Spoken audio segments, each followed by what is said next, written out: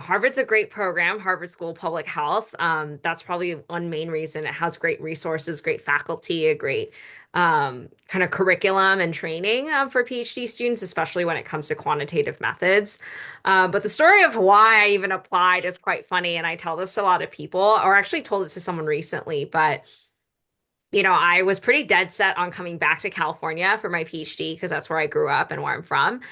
I was like, I can't spend more time on the East Coast. But as I was out to dinner with like all my friends one night when I was like in the application season, and one of them was like, "Oh, what schools are you applying to?" So I listed them off, and then he was like, where is Harvard on that list?" And I'm like, I'm not gonna apply there. Like, there's no way. I like barely have research experience. I like don't even know if I'm gonna be able to get in anywhere. Why would I apply to Harvard?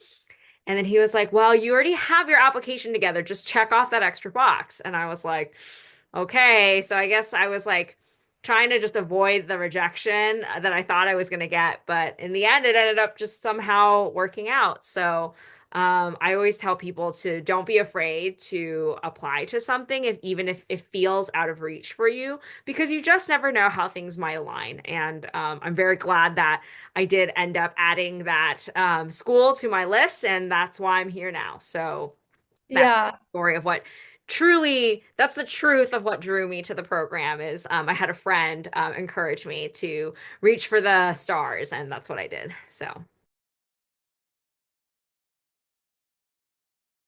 Yeah, so I didn't have a gap. Basically during the beginning of my second year of my MPH, I sort of made the decision that I was just going to apply and not wait and do a gap year.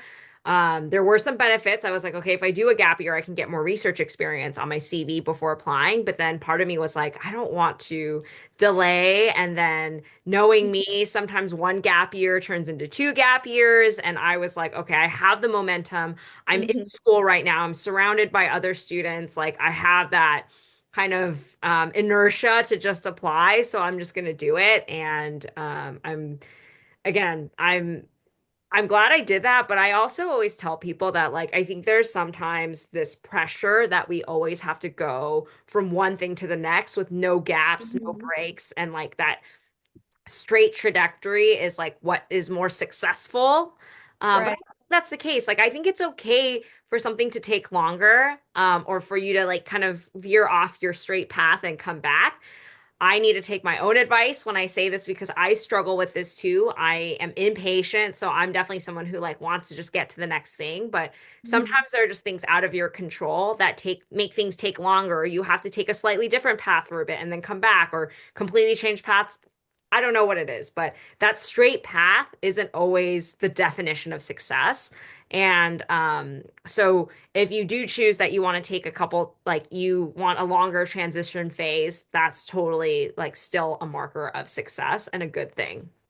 Okay. Okay, that's nice. And I also noticed in your blog you mentioned how you don't have to have a bunch of publications in order to get in. So my question to you was if you have like one publication but with many authors, or you have a poster that you did, how do you really sell yourself in a pool of applicants where they may have a lot of publications? So how do you sell yourself to make it sound like I can also bring value to this department?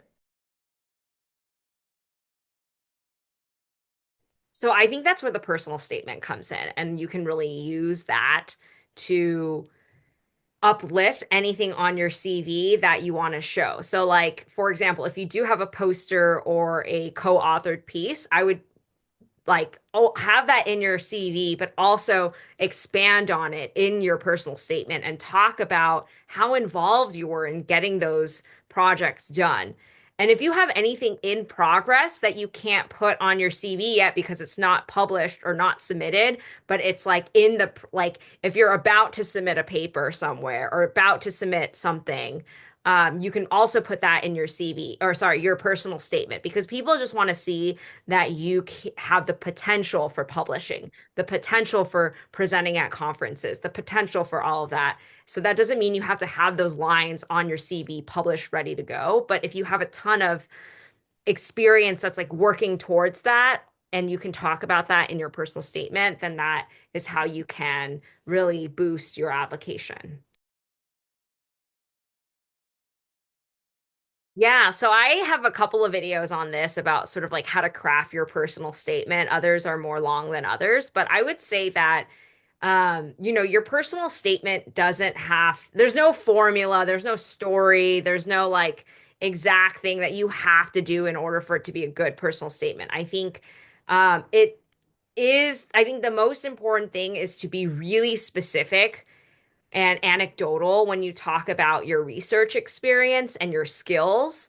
And then I would say that like if you wanted to sort of follow some kind of like an outline, I always recommend some sort of opening or hook that is a little bit more personal. Mine wasn't even that personal. It was just like a quote, but like something that grabs the reader right from the beginning, and then I would just spend most of the personal statement talking about your specific research experience and kind of crafting that research story.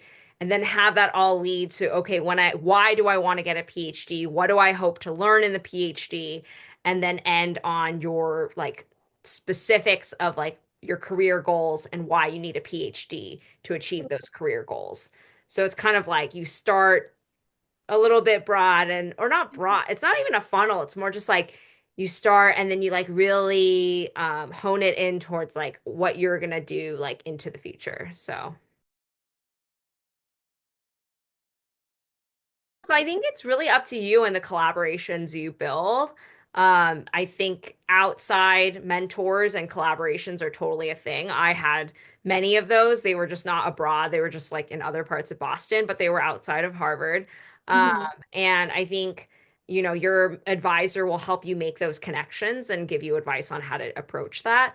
And then if you do want to travel, you can apply for grant funding, whether through the institution. Sometimes there's like small travel funds that you can apply for, or you can get like a larger grant where you like write into the plan of your grant that you need to visit this other institution and budget for that in order to carry out your project. So it's definitely possible, but it's not going to just be a given that you can just like have a funded trip to an international country like that. You will need to put a little bit of research and work into getting those funds yourself.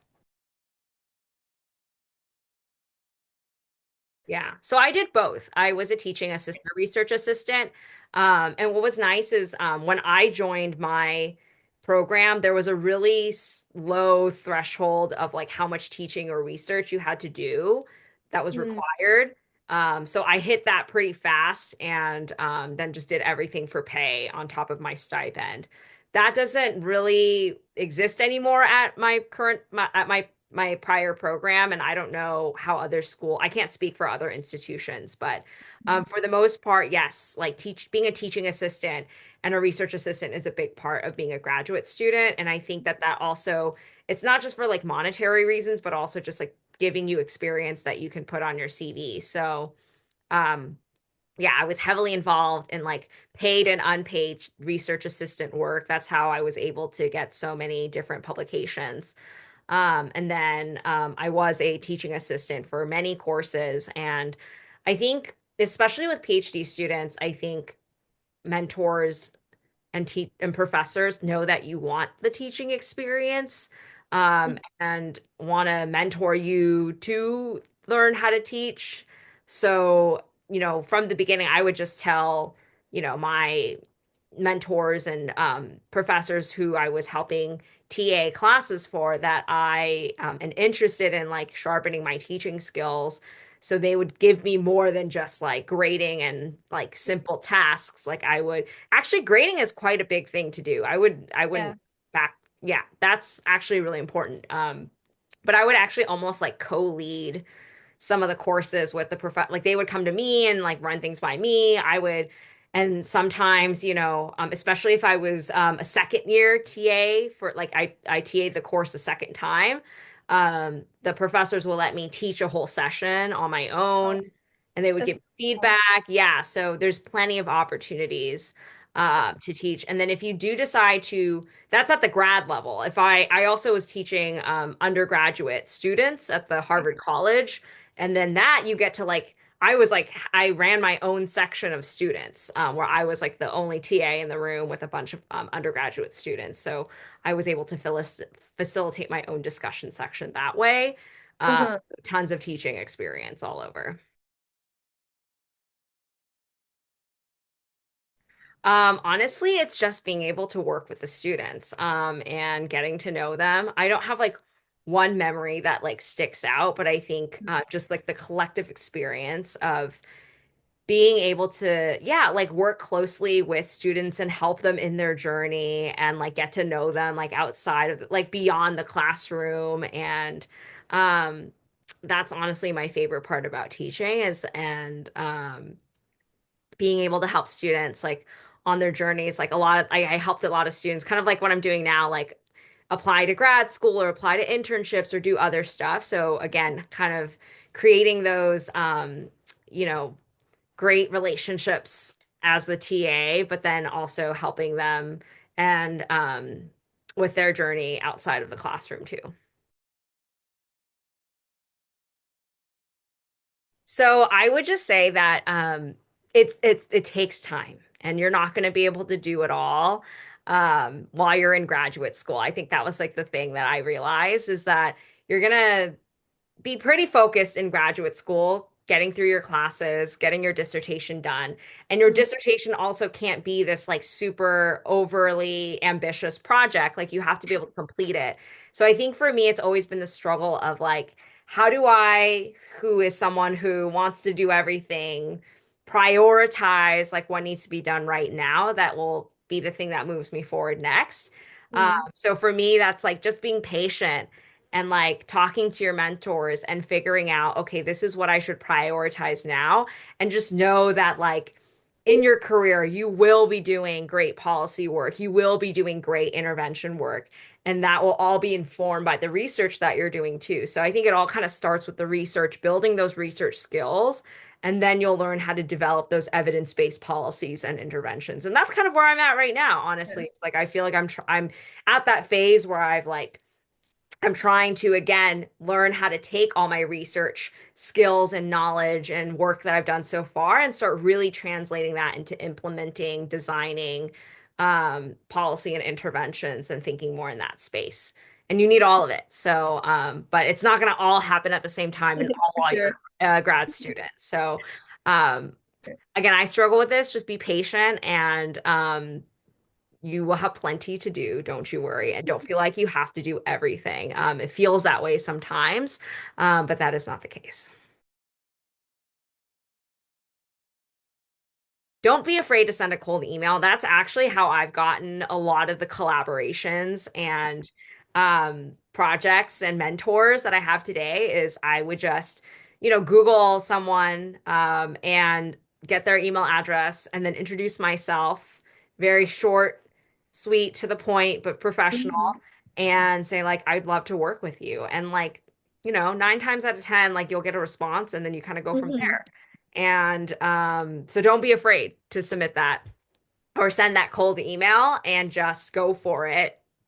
And that way you can really like kind of Google yourself, like which professors and schools and institutions. And I would recommend doing this too because there's a big part of the application process that requires you to not requires, but I think that a really important part is to look up potential mentors at the schools that you're applying to. Mhm. This could be a good first step in reaching out to some of those people you might want to actually work with when you apply for PhD programs. So all that's done through cold emailing, and Yeah.